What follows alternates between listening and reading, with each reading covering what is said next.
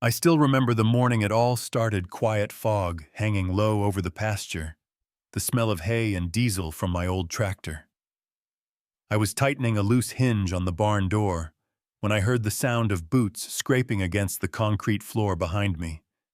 I turned, and there she was, standing dead center in my barn, hands on her hips, looking at me like I was the intruder. Her voice cut through the still air like a buzzsaw. "You don't belong here. This property's under HOA rules now, and I own it." For a second I thought it was some kind of prank. Then I saw the busted padlock swinging from the latch. She had actually broken in. Her name was Patricia, but folks in town started calling her HOA Patty not long after that.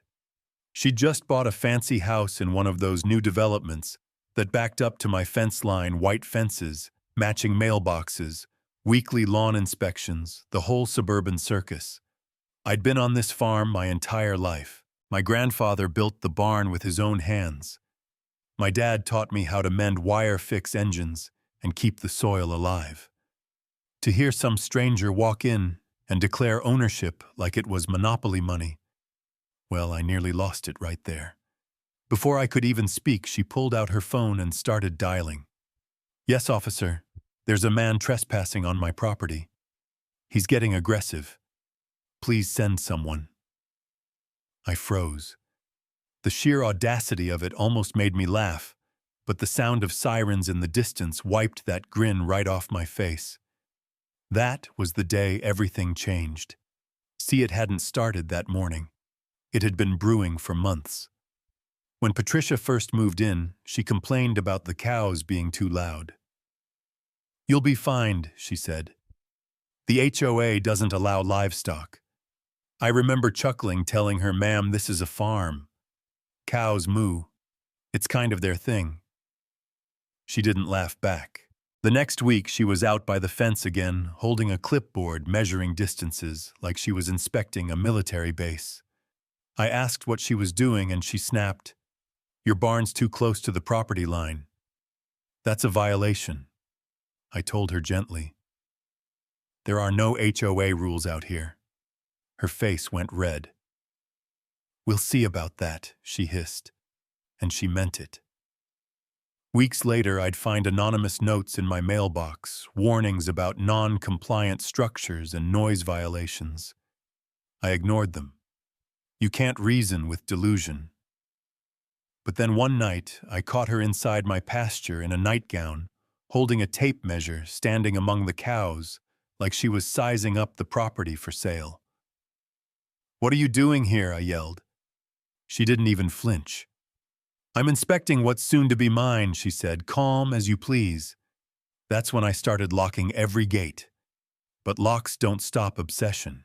So when she broke into my barn that morning and called the cops, I wasn't entirely surprised, just stunned at how far she'd gone. The squad cars rolled up, fast lights cutting through the fog. The taller officer stepped out, hand on his holster. "Sir, step away from the barn," he ordered. I raised my hands, my pulse hammering. "Officers, this is my land." She broke in. "I can show you the deed." Patricia gasped like she was in a soap opera. "He's lying. This land belongs to the HOA. I'm the president." She even pulled out a crumpled paper from her purse, waving it around. "See, Section 12.3, adjacent properties are under review."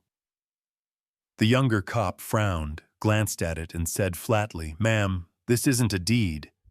That didn't stop her. When I turned to go get the real deed, she shrieked, "Don't let him go.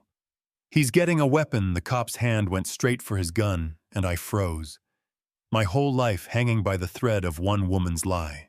I swallowed hard and said softly, "I'm just getting paperwork, that's all." After a long second, they followed me inside. I pointed to the framed deed on the wall, 3 signatures, my grandfather's, my father's, and mine. The officer leaned in. "Looks legitimate." Patricia's mask cracked. She screamed, "That's a forgery." Then before anyone could react, she yanked the frame off the wall and hurled it to the floor. Glass shattered across the floorboards, and she lunged at me. The cops grabbed her just as her hands hit my chest. "He's stealing my land!" she shrieked as they cuffed her. They hauled her out, still shouting, still promising revenge. "You'll regret this, it's not over." And to her twisted credit, it wasn't. The next week, a group of people in suits showed up, claimed they were from the HOA board, said they were here for an inspection. They handed me violation notices for my own barn, my livestock, even the color of my fence. I told them to leave. One man smirked and said, "You'll be hearing from us." Sure enough, I did. Letters piled up, fines, threats, legal jargon thicker than a haystack. It got to the point where my mailbox was a minefield of nonsense. I hired a lawyer who just shook her head. "This is madness," she said, "but we'll fight it." Then one night, Patricia came back. It was late storm clouds, low and heavy. I heard footsteps on my porch and opened the door with a flashlight. She stood there, soaked in rain hair, plastered to her face, smiling this eerie little smile. "You can change your locks," she whispered, "but you can't lock me out. This land is mine." Then she reached into her coat and pulled out my keys. "My damn keys." "See," she said, jingling them like a trophy. "I already have access." Then she turned and walked off into the dark. That night, I didn't sleep. I replaced every lock, installed cameras, even wired the barn. I wasn't taking chances anymore. The next night, the cameras caught her creeping across the yard, trying every door until she looked straight into the lens and mouthed, "This farm is mine." I took that footage straight to the sheriff. He promised action, and for once I believed him. But Patricia always found a new way to strike. A few days later, I got served an official court petition claiming that the HOA was transferring ownership of my farm. She'd filed actual paperwork. The hearing was set for 2 weeks. I spent every day gathering proof deeds, photos, tax records. The night before the hearing, I went out to check the pasture and found the fence cut clean through. My cows gone. Hoofprints led straight toward her house. By the time the deputies arrived, she'd roped my herd into her backyard, scattering feed like she owned them. When they confronted her, she screamed, "They're mine! The HOA says so!" The sheriff just shook his head. "Ma'am, cows don't belong to the HOA." They led the animals back while she shrieked at me from her porch, "This isn't over." The next morning, the courthouse was packed. She strutted in like she was on a runway, waving her forged papers. When it was her turn to speak, she gave this dramatic monologue about how I was a squatter and how the HOA had authority over everything. The judge cut her off. "Do you have a deed, ma'am?" She held up her HOA bylaws. The judge sighed. "That's not a deed. Sit down." Then it was my turn. I laid out everything, the real deed, tax records, sheriff's report, video of her breaking in.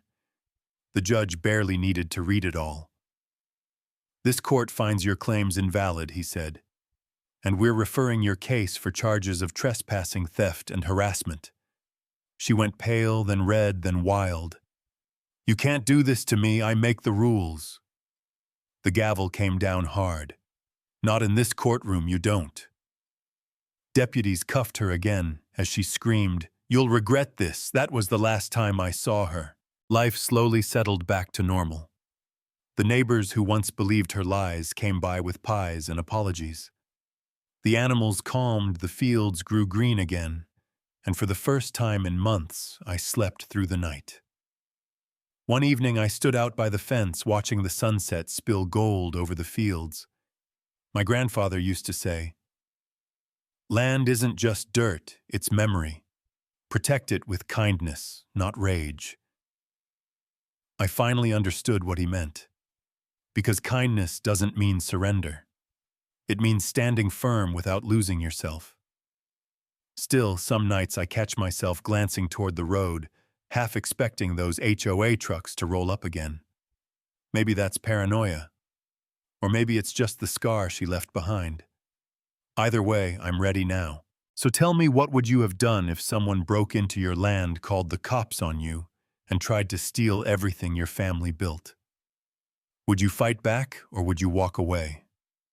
Drop your thoughts in the comments below, and don't forget to subscribe if you believe that sometimes standing your ground is the truest kind of kindness.